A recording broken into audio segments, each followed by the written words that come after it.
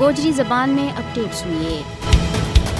بھارت مقبوضہ جموں کشمیر میں تمام بین الاقوامی قوانین اور معاہدوں کی مسلسل خلاف ورزی کر رہی ہے۔ مقبوضہ جموں کشمیر میں لوگ بنیادی انسانی حقوق دے بھی محروم ہیں۔ بھارت کشمیری عوام نہ گرفتار اور نظر بند کرنے کے واسطے مقبوضہ جموں کشمیر میں پبلک سیفٹی ایکٹ اور UAPA جیسا کڑا قانون کو بے دردی کے نہ استعمال کر رہی ہے۔ بھارت نے بین الاقوامی قوانین کی کھلم کھلی خلاف ورزی کرتا ہوا 5 اگست 2019 نہ مقبوضہ جموں کشمیر کی خصوصی حیثیت منسوخ کر گئے اس نہ دو حصوں کے تقسیم کر دیتا مودی کی قیادت میں بھارت اقوام متحدہ کی قراردادوں کے برخلاف مقبوضہ جموں کشمیر میں غیر کشمیریاں آباد کر رہی ہے۔ کشمیری عوام کی شناخت کھسن کی سازشوں کا ایک حصہ کا طور پر بھارت بڑے تیز بنیادوں پر غیر ریاستی لوکاں نہ ڈومیسائل دے رہی ہے۔ غیر کشمیریاں نہ ڈومیسائل دینوں بین الاقوامی قوانین اور مقبوضہ جموں کشمیر کے متعلق اقوام متحدہ کی قراردادوں کی سراسر خلاف ورزی ہے۔ RSS کی حمایت والی BJP حکومت کشمیری عوام نہ ان کی شناخت بے محروم کرنے کی سازش کر رہی ہے۔ بھارت کشمیری عوام نہ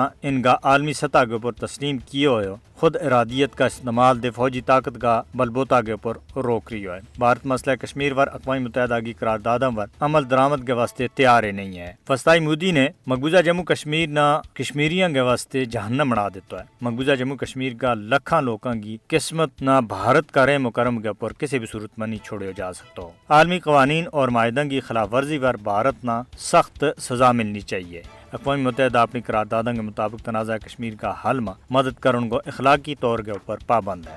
عالمی طاقتوں نہ مقبوضہ جموں کشمیر کا عوام کی حالت اظہار کے اوپر آنکھ بند نہیں کرنی چاہیے۔ کشمیری نوجوانوں کا قتل عام جاری ہے جس کو مقصد کشمیری نوجوانوں کی نسل کشی کرنا ہے تاکہ اہل کشمیر نہ تحریک آزادی دے دور رکھے جا سکے۔ مقبوضہ جموں کشمیر کی موجودہ سخت صورتحال بھارت نہ ایک دہشت گرد ملک قرار دینے کو تقاضا کر رہی ہے اور عالمی برادری نہ بغیر کسی تاخیر کے بھارت نہ ایک دہشت گرد ملک قرار دینا چاہیے۔